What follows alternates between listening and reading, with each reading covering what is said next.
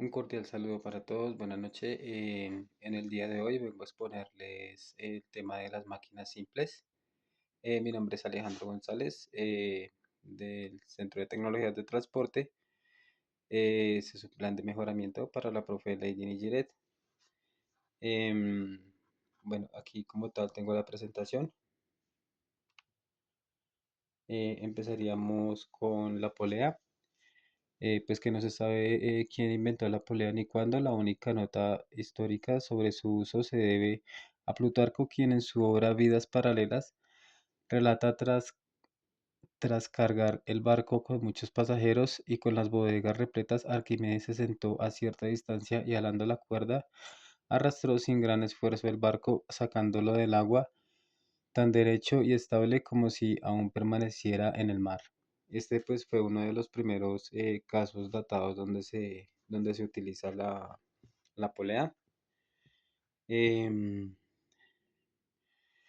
Aquí tenemos la definición de la polea, que es una máquina simple que se utiliza una rueda canalada, tiene una cuerda o cadena para transmitir la fuerza y mover objetos pesados, permite cambiar la dirección de una fuerza y facilita el levantamiento de cargas. Puede aumentar la ventaja mecánica al usar sistemas de poleas compuestas. Pues aquí tenemos las partes, lo que es la llanta, el cuerpo, el eje, el cubo, la armadura y pues el gancho.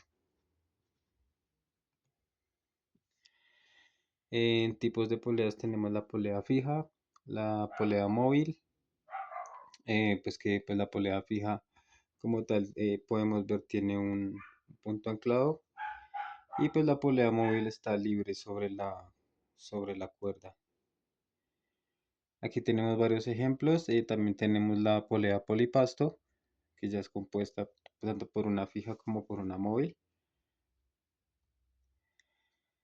Y aquí tendríamos el problema de aplicación, donde se dice que fuerza es requerida para levantar el peso en la gráfica, que son 1000 kilogramos. La respuesta, el sistema de poleas muestra una ventaja mecánica de tres cuerdas que soportan la carga. En ese caso se dividiría el peso de la carga por 3, nos daría un total de 333 kilogramos que se necesitarían para elevar la carga. Y pues las poleas en la industria, pues ya, pues los diferentes usos que se le dan, como los polipastos o los ganchos que se utilizan en las bodegas para levantamiento de carga. También se utilizan mucho en los motores, compresores y pues, en fin, varios usos de la industria. Nuestra siguiente máquina simple es el tornillo. El tornillo data, según eso, el griego Arquitas de Tarento, de 430 a 360 a.C. Es considerado como el inventor del tornillo. Ya pues Arquímedes lo perfecciona posteriormente y pues le da más usos. El tornillo es una máquina simple que transforma el movimiento rotatorio en movimiento lineal o a la inversa y que se utiliza para sujetar elementos o para generar fuerza. Esencialmente el tornillo es un plano inclinado enrollado alrededor de un cilindro o cono y trabaja en conjunto con un orificio roscado o una tuerca.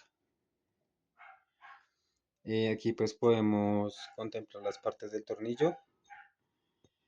em, lo que es la rosca, la cabeza, el cuello, las partes de lo que es ya la rosca, lo que son las crestas, el filete o hilo, el fondo raíz o el paso de la rosca.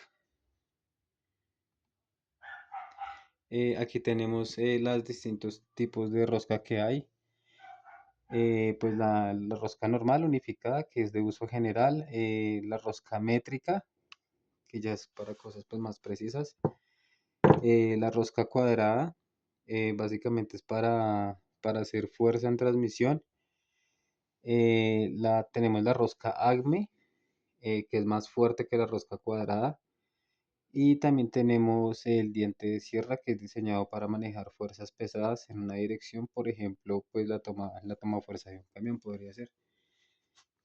Aquí podemos observar distintos tipos de tornillos que hay.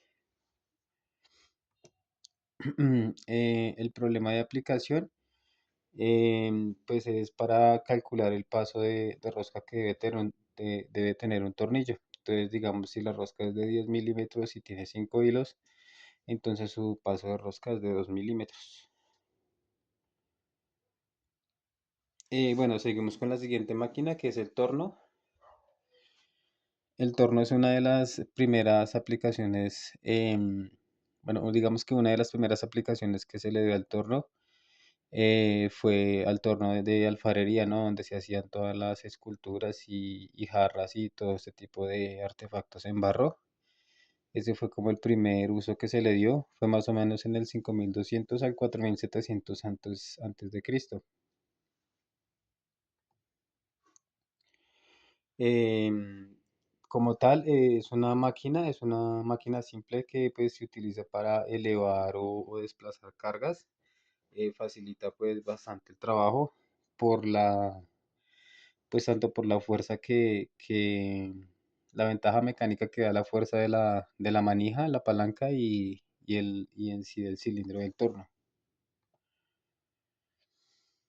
Aquí pues tenemos las partes del torno, lo que es el eje, la manivela, los soportes, el tambor que es donde va la cuerda y pues la cuerda respectivamente.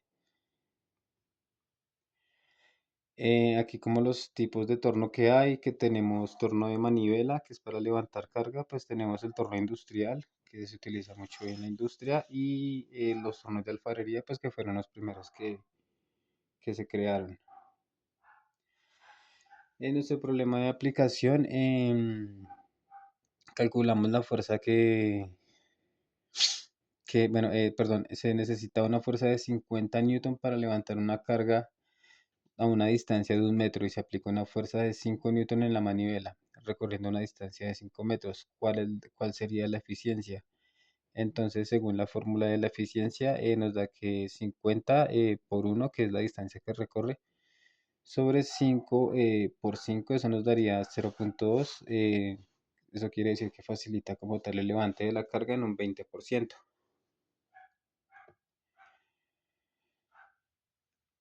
Bueno, ya pasaríamos la siguiente máquina simple, que es la rueda y el eje. Bueno, pues acá em, la historia pues, la rueda y el eje como máquina simple revolucionaron el transporte y la tecnología desde el neolítico, más o menos se calcula. La rueda, un disco circular que gira alrededor de un eje, permite el movimiento de rodadura en el lugar de arrastre y un eje elemento de soporte facilita la rotación de la rueda. Bueno, esta es una máquina simple, bueno, simple y compuesta, conectada a un eje que permite transferir fuerza y rotación entre ambos. Funciona como una versión de palanca donde la fuerza se aplica al perímetro de la rueda para mover el eje y puede ser utilizado para amplificar la fuerza o cambiar la dirección de la misma. Pues aquí tenemos como el tipo de ruedas que hay. em, Rueda normal, ruedas dentadas con palas, poleas, ya ruedas para transporte. Pues las aplicaciones en la rueda pues son más que todo pues para la industria, para el transporte, para maquinaria, ya sea de producción. Y pues nuestro problema de aplicación, vamos a calcular si una cuerda tiene un radio si una rueda tiene un radio de 10 centímetros y el eje tiene un radio de 2 centímetros, ¿cuál sería la ventaja mecánica? La ventaja mecánica nos da 5, eso significa que necesitaría 5 veces menos fuerza para girar el eje que para mover el objeto directamente sin la rueda. Y nuestra siguiente máquina simple es el plano inclinado. Bueno, su historia se remonta a culturas antiguas y ha sido estudiado por figuras clave como Leonardo da Vinci, Simón Stevens y Galileo. El plano inclinado es una superficie recta que forma un ángulo con la horizontal y se utiliza para elevar objetos con menos fuerza que si se levantan verticalmente. Pues es básicamente una máquina simple que consiste en una superficie plana que forma un ángulo agudo con el suelo y se utiliza para elevar cuerpos a cierta altura. Aquí están pues las partes, básicamente pues el ángulo, la plataforma y pues la altura que nos da. Y este sería nuestro problema de aplicación, donde un cuerpo de masa de 60 kilogramos está apoyado sobre un plano inclinado de 37 grados. El módulo de la fuerza es de 500 newton. Calcule la aceleración del bloque. El sistema está libre de rozamiento. Bueno, esta es la fórmula que utilizamos, donde pues obviamente la fuerza del objeto es igual a la masa por la aceleración. Em, pues aquí hacemos ya la conversión y eso nos da 0,76 metros sobre segundo al cuadrado, que sería como la aceleración del bloque. Y pues estas son como las aplicaciones del plano inclinado en la industria. Vemos que pues se facilita mucho en las rampas para las personas discapacitadas, para manejo de carga más que todo. Y aquí ya pasamos al nuestra siguiente máquina simple, que es la palanca. Bueno, la palanca como máquina simple tiene una larga historia, posiblemente siendo una de las primeras herramientas utilizadas por el ser humano. Su uso se remonta a la prehistoria y con registros de su empleo en cigüeñales de riesgo en Mesopotamia. Arquímedes en el siglo III a.C. formalizó la ley de la palanca, marcando un punto de inflexión en la comprensión y aplicación de esta máquina.